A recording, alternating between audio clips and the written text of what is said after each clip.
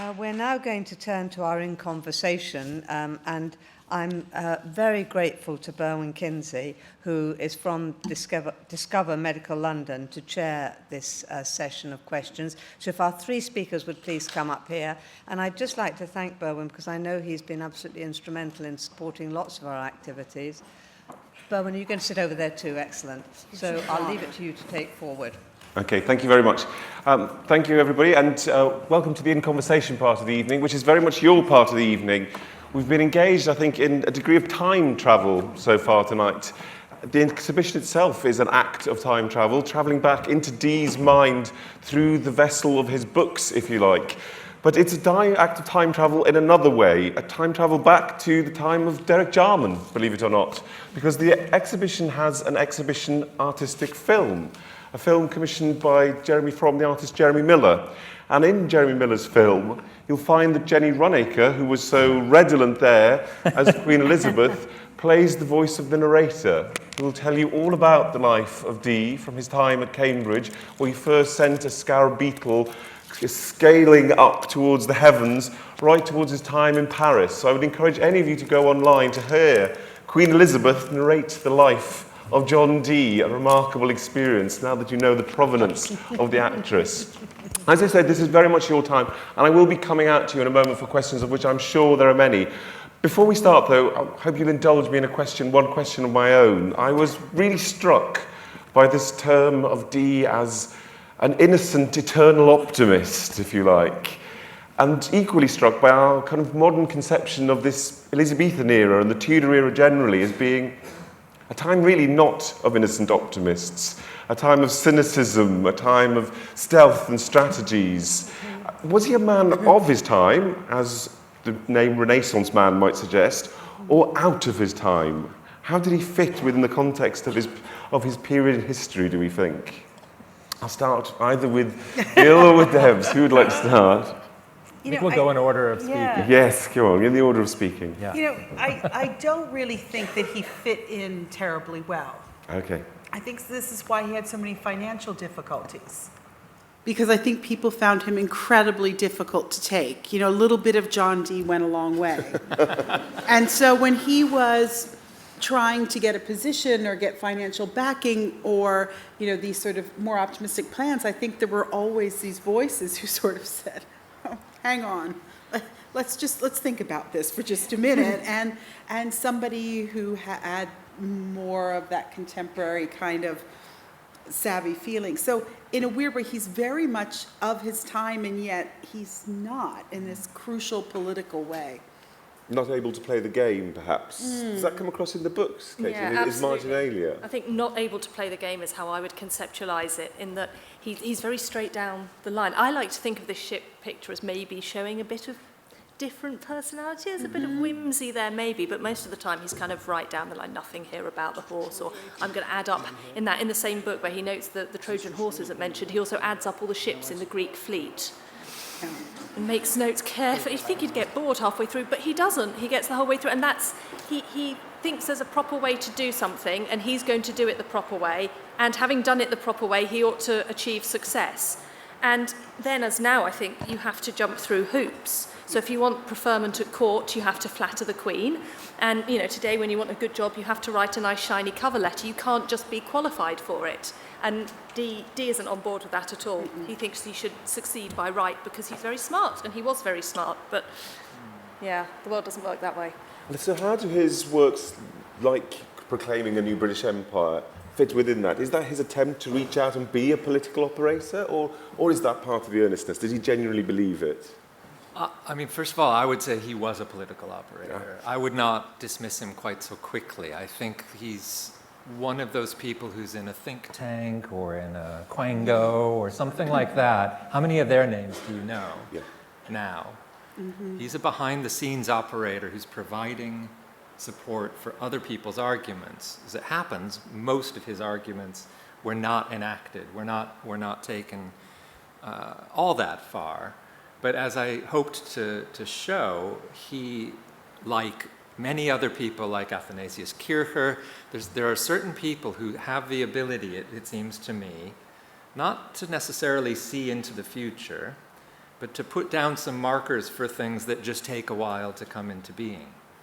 And I think that's one of the things I've really been drawn to with Dee, but not seeing it in necessarily a fanciful or magical way, but some of it is extraordinary. The other thing I just wanted to say very quickly is I don't think the time was of its time.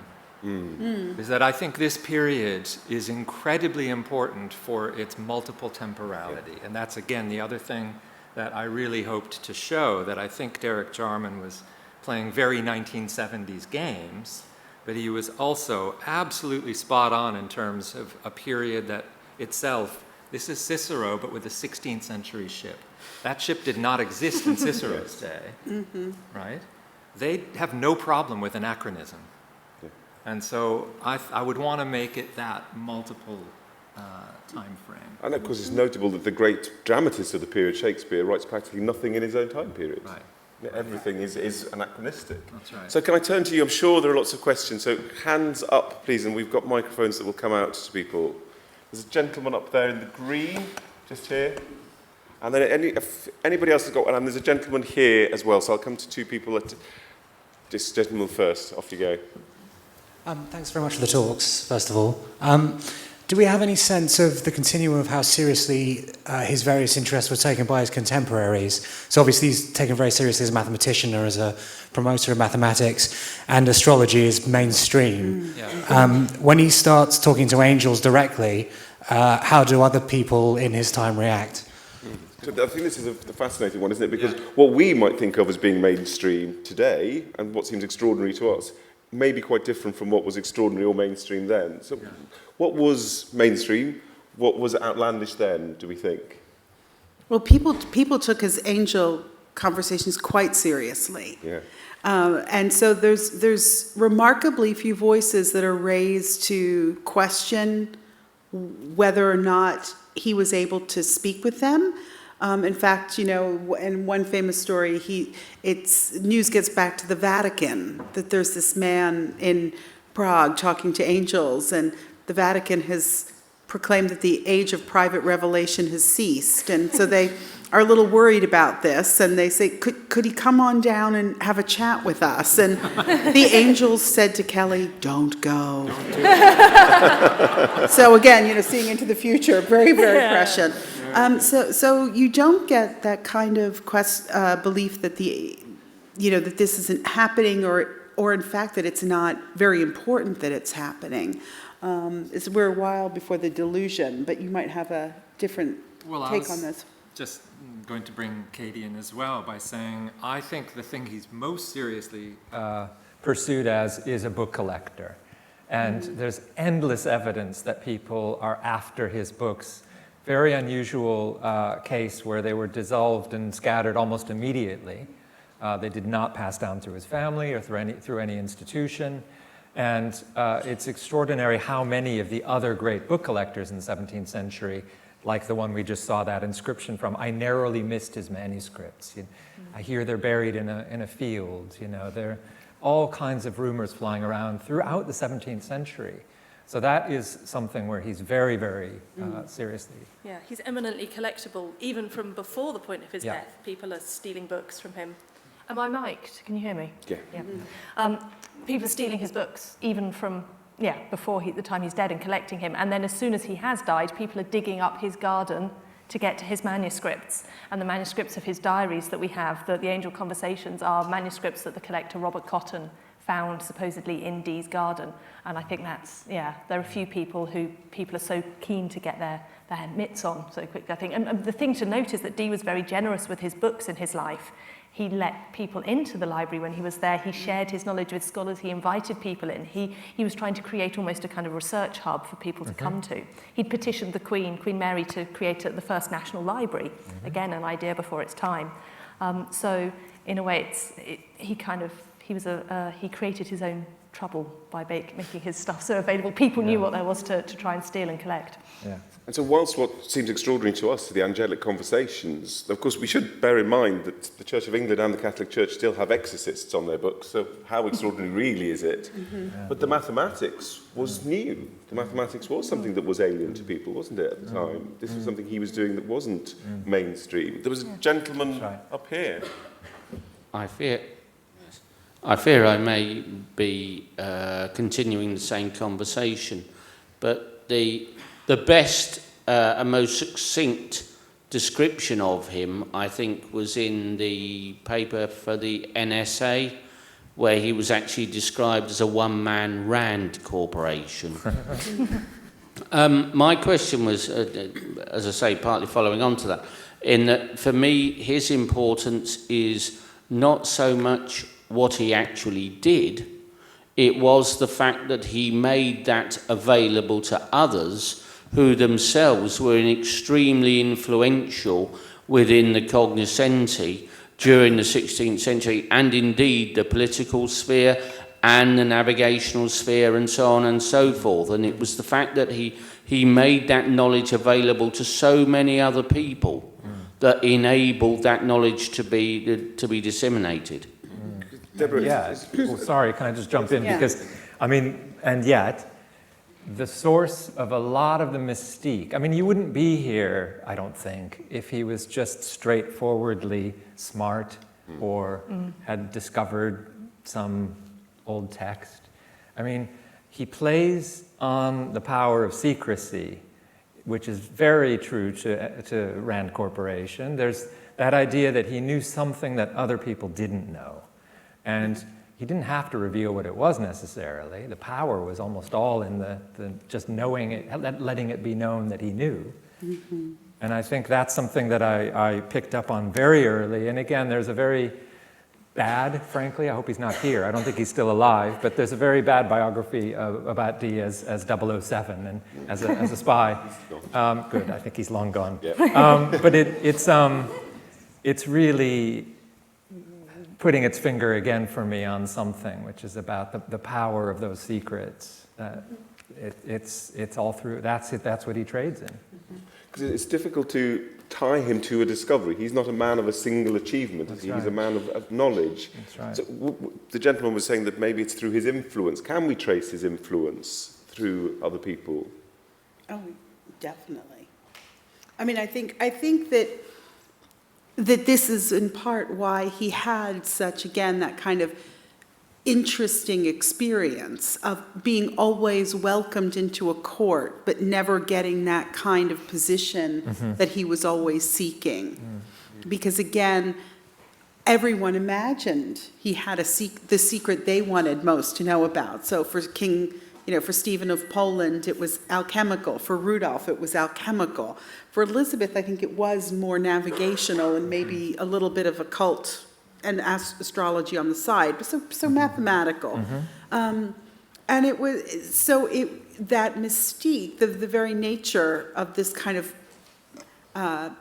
persona that he projected was so all-encompassing. He really could sort of be anything you wanted him to be, but as you spent more time with him, I think it was harder to kind of get a sustained sense of what he could produce, what he would tell you, what he would share. So I go back to that portrait with that curtain and that enigmatic expression. But did you want to? I suppose what I was going to ask Katie was when you were going through the more contemporary influences on him, that continues as a theme, doesn't it? This notion of him being someone that you can apply to, he can become whatever you want him to be. And kind of retrospectively, by the time Hooke gets hold of him, for Hooke he's become this spy. Hooke kind of cooks up the idea of him being a spy.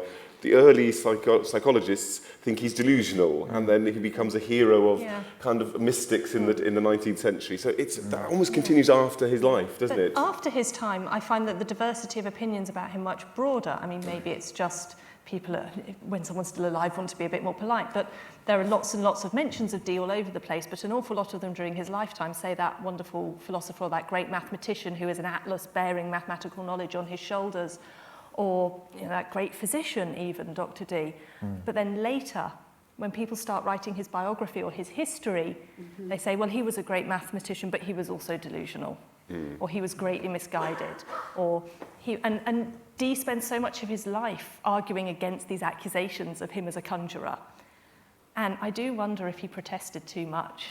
Actually, it was something that really rankled with him, but I'm not sure that there's huge evidence for people using that against him in a big way. Apart from, I mean, obviously, the one little incident of being arrested, but then, I mean, it was a time when a lot of people were arrested, and evidence of continued persecution after that maybe is quite slight. But Okay, so I've got to come up. There's a lady here in the middle, and anybody else, and there's a gentleman down here. I'll come to the lady in the middle, and then the gentleman down here in the pink. So here we go, you go first. Thank you. In that very fetching illustration, you showed us that he regarded himself as a philosopher. Can you tell us anything about how he saw himself in relation to the great philosophers of the past? Because he was at one point a teacher of Greek. So presumably he had taught Aristotle. Maybe he'd also, well, we know he read Plato through Ficino's translations, but maybe he read it in Greek too. How did he relate to the philosophical tradition? I think he was, like many Renaissance figures, in that interesting moment of equipoise between revering those ancient philosophical figures and also beginning to acknowledge that perhaps they didn't get everything 100% correct.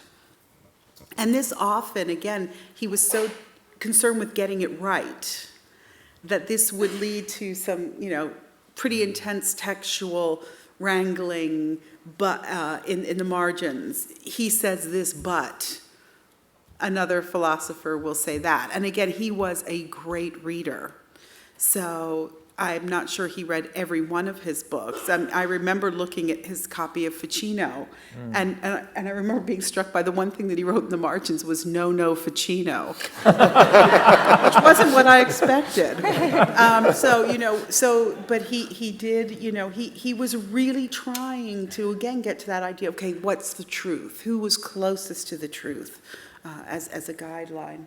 I mean, one thing I would add is he is not a kind of card-carrying. I guess one of the things that as a student you are looking for, and we were students looking for things in Dee for our own project, is, what's the school in particular? What's the approach? Is he a Marxist? Is he a feminist? What is he? And, with Plato and Aristotle in particular, there's such a strong division. I mean, intellectual history would teach us to look for this or that. And the one thing I would say I never found was this sense that he was a card carrying this or that. Right. I mean, he seemed to use what was most not just what was most useful, but what was most potentially useful at any point for any project. And so that's the thing I would insist on. Earnestness, this openness seems to be coming to the fore again. Perhaps this readiness to accept things as they are rather than apply presets. It is, but of course circumstance determines what they are and makes them good or not and useful or not. Katie, I wonder if you could say something, because I know some of the earlier texts in the exhibition actually come from his time as a teacher of these philosophers, and there's quite an intense engagement with some of those books, isn't there? Yeah, there's a hugely intense engagement in the books that Dee owned and annotated when he was at Cambridge in a very systematic way that makes it easy to look at them and think these were texts not only for study but for teaching, because he marks out the main headings. These are the key points I must be talking about, perhaps. But I will plead ignorance on the Greek philosophers because we have almost none of his Greek texts in the library here. Okay, and then there's a gentleman down here. Hi. I'm just wondering about the alchemy, and does he talk about it in terms of purification of the soul? And does he reference like the Hermetic teachings? And yes, basically. And so with that and the visions he has of angels, so is there like an order? I mean, does he kind of study this? Then does he have like a personal revelation? And then do the angels, then does he start having these visions some way down the alchemical journey? So does he have the visions first and then he goes into the studying? Or does he study, then have the vision? So is he on the journey, or does he have a revelation and then start to study? And if that's the case, when the angels or the spirits appear, does he talk about it in terms of sacred geometry? And it's quite interesting you mentioned kind of time travel or some kind of interdimensional travel. So is this related to sacred geometry? And also... There's quite a lot there. Yeah, sorry. But it was actually pause you right there. Yeah, but it's actually quite simple. You know, does he have a revelation, and does that trigger the angelic visions? I think what we need to unpack for a more general audience is also, because a lot of people will think of alchemy as just wanting to turn base metal into gold, whereas it's much wider than that. So perhaps if we can give a context into what alchemy means in this broader sense, and why it would have a relationship to what you're talking about, which is a spiritual enlightenment. So perhaps if I could come to Bill or Deborah first on that. Deb, you're the expert. Okay. All right. Small topic. So John Dee believed that the material transformations of lead into gold were simply a signal on the material plane that a greater material transformation and spiritual transformation was being undergone by the practitioner. That is completely in his alchemical work and in his thought. Because so few of the angel diaries relative to how long we think he was involved in conversing with angels survive, we don't have a very clear picture of his origin for it. He speaks a lot about prayer. Prayer was a key feature of the angel conversations. They would pray at length until Kelly would begin to see things in the stone.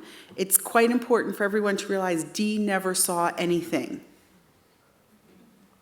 Everything was seen by Kelly, and what was seen by Kelly was a giant, he described it as a giant crystal plane or table with letters on it, and it was sort of like a cosmic Ouija board in that there was an angel with a long stick who would point to the letters one by one and spell out these messages that go on.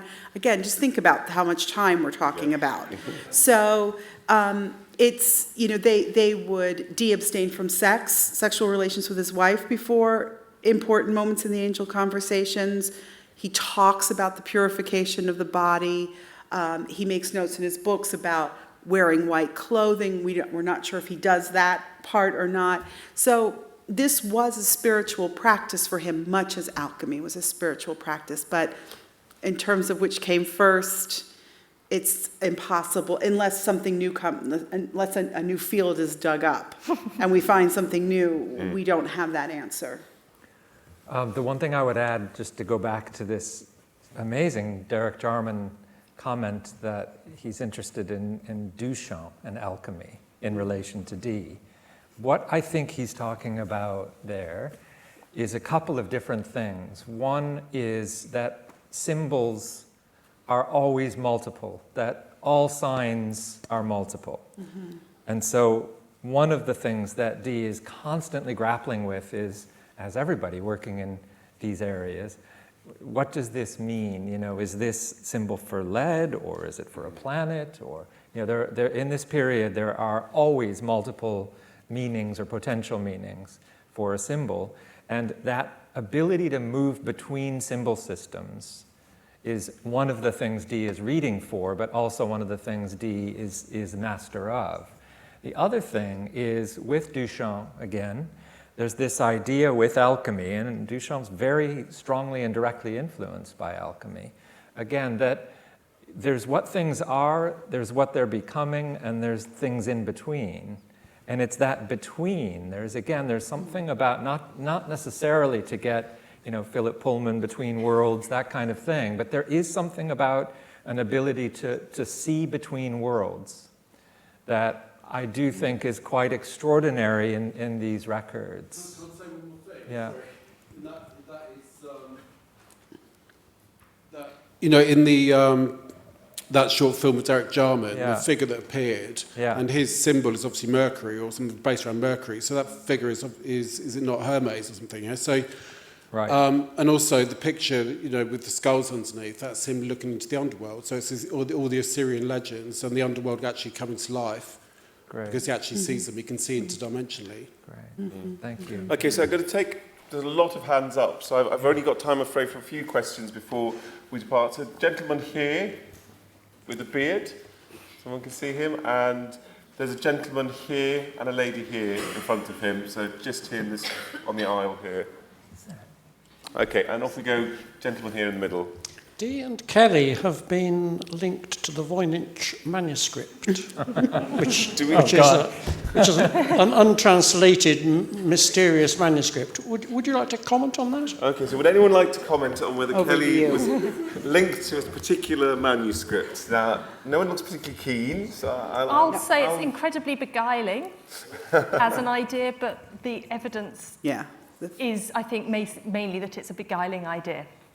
And we know these things circulated, but there's not a lot of evidence to go on. So an absence, either way, of evidence for or against?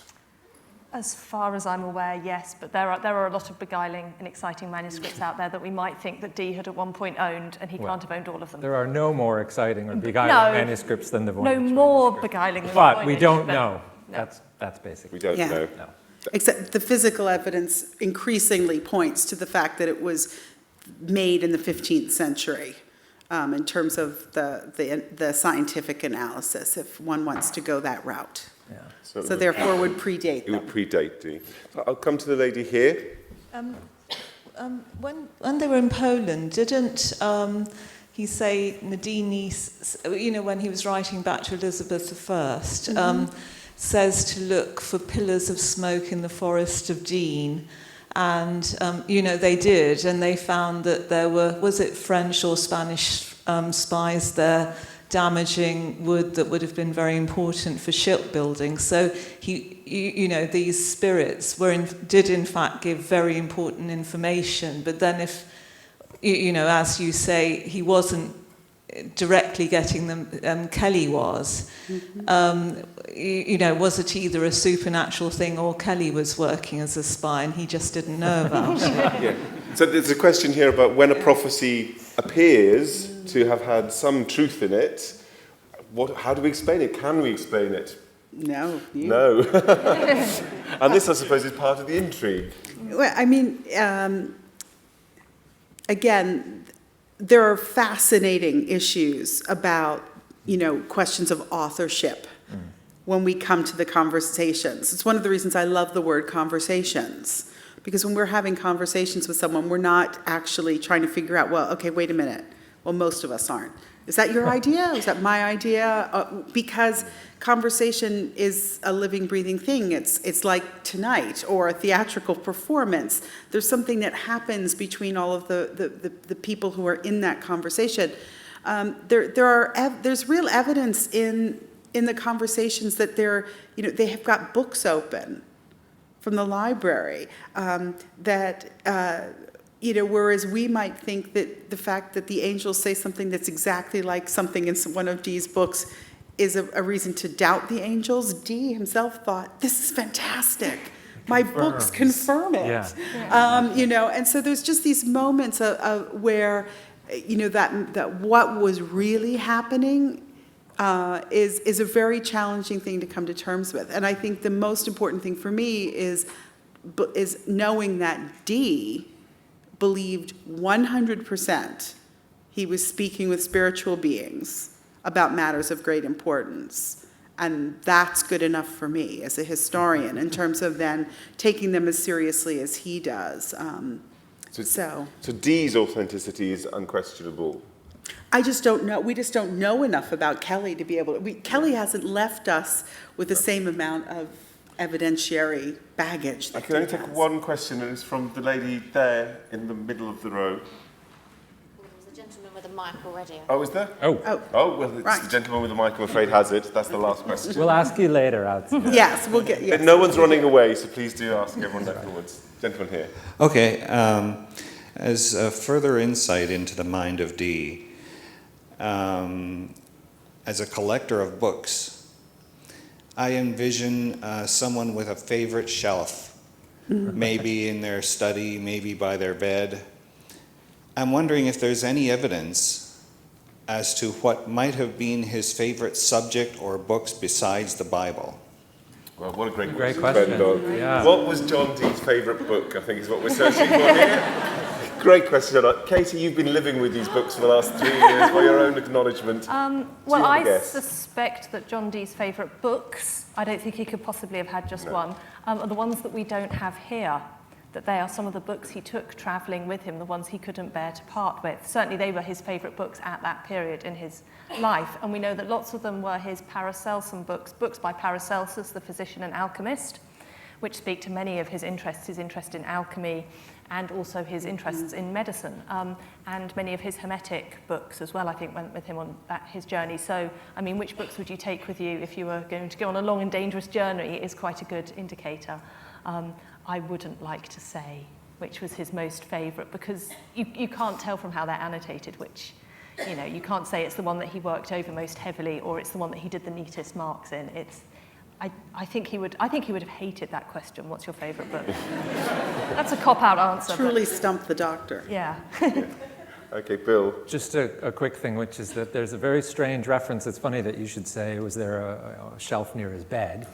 We don't know, but he did describe in his description of his entire kind of estate that there was an external library, that's the phrase he uses, and an internal library.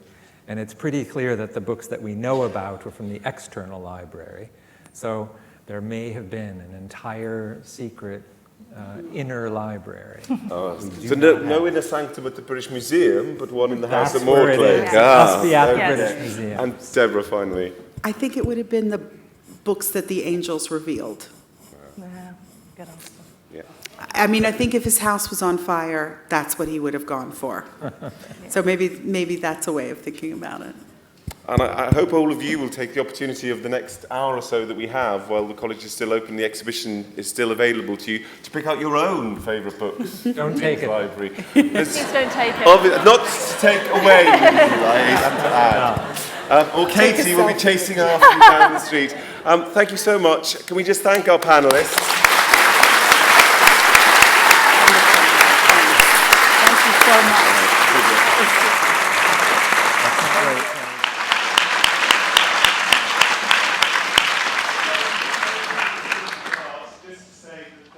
A whole host of other Dee-related events between now and the 29th of July. The Treasurer has mentioned the event on the 11th of July. We have Dee Walks, which happen on certain Thursdays, and on the Midsummer Solstice, we have a half-day summer's lecture tour, study tour, all about Dee, encompassing the British Museum and the Royal College's collections on Dee. So do book soon, because these things do tend to sell out. Thank you so much.